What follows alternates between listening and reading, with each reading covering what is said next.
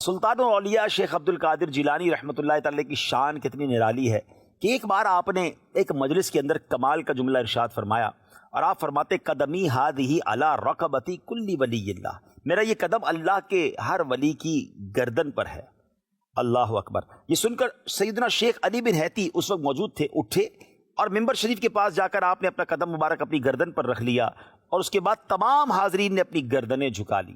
یہ آپ کا مرتبہ ہے۔ لیکن سبحان اللہ، اسپرچولی دنیا بھر میں جہاں جہاں اولیاء کرام تھے سب نے اس فرمان کو سنا اور سب نے سر جھکایا۔ ایک روایت کے مطابق حضور خواجہ خواجگان خواجہ غریب نواز رحمۃ اللہ تعالی علیہ ان دنوں میں خراسان کے دامن کوہ میں عبادت کرتے تھے۔ یہ اعلان تو بغداد میں ہو رہا ہے اور وہ خراسان میں موجود ہیں، مگر وہاں جب بغداد میں غوث پاک فرماتے ہیں قدمی ہادی علی رقبتی کل ولی اللہ، تو خواجہ غریب نواز اپنا سر جھکاتے ہیں، اتنا جھکاتے ہیں کہ سر مبارک زمین تک پہنچا اور فرمایا بل قدماک علی راسی وعینی، بلکہ آپ کے دونوں قدم میرے سر پر ہیں، میری آنکھوں پر ہیں۔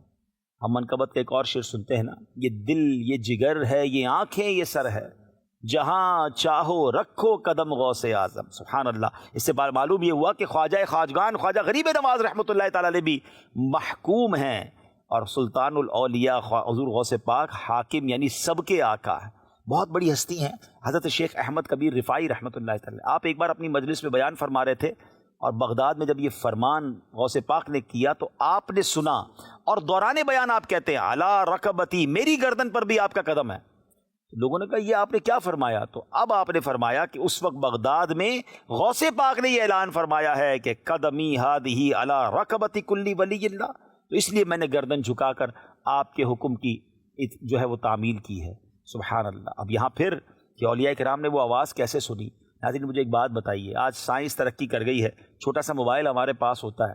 آج سے 15-20 سال پہلے ہم سوچ سکتے تھے کہ ہم بغیر کسی تار کے کسی سے دنیا بھر میں بات بھی کر سکیں گے؟ صرف بات نہیں، اب تو دیکھ بھی سکتے ہیں، ویڈیو کال ہو سکتی ہے۔ تو 200-400 روپے خرچ کر کے انٹرنیٹ کے ذریعے ہم دنیا بھر کے لوگوں سے ہم بات کر لیں۔ بظاہر کوئی تار نظر نہیں آتا، کوئی کچھ چیزیں سمجھ نہیں آتی، مگر ہماری آواز ہماری ویڈیو سب پہنچ رہی ہوتی ہے۔ تو سائنس نے کرامتوں کو سمجھنا تو آسان کر دیا ہے۔ جب آج دنیا کا بندہ، عام انسان انٹرنیٹ کے ذریعے دنیا بھر میں بات کر سکتا ہے، تو کیا اللہ کے اولیاء جو سبحان اللہ رب کے پیارے ہیں، جو کائنات کا خالق ہے اس کے پیارے ہیں، تو کیا اسپرچول کنیکشن کے ذریعے، روحانی کنیکشن کے ذریعے وہ ایک دوسرے کی گفتگو نہیں سن سکتے؟ تو میرا خیال ہے یہ باتیں سمجھنا اور آسان ہے۔ آئیے شعر کو سنتے ہیں کہ جو فرمایا کہ دوش اولیاء پر ہے قدم میرا۔ دوش اولیاء کہتے ہیں اولیاء کا کندھا، یعنی اولیاء کا شانہ۔ لیا سر کو جھکا کر سب نے تلوا غوث اعظم کا۔ تلوا کہتے ہیں جو ایڑی اور پنجے کے بیچ کا حصہ ہے، پاؤں کے نیچے کا حصہ، اس کو کفے پا بھی کہتے ہیں۔ تو سبحان اللہ، اس شعر کا مطلب یہی بنے گا کہ جب آپ نے یہ فرمایا کہ میرا یہ قدم اولیاء کی گردنوں پر ہے، تو سارے اولیاء نے سر جھکا کر وہ قدم اپنی گردنوں پر رکھا۔ سبحان اللہ۔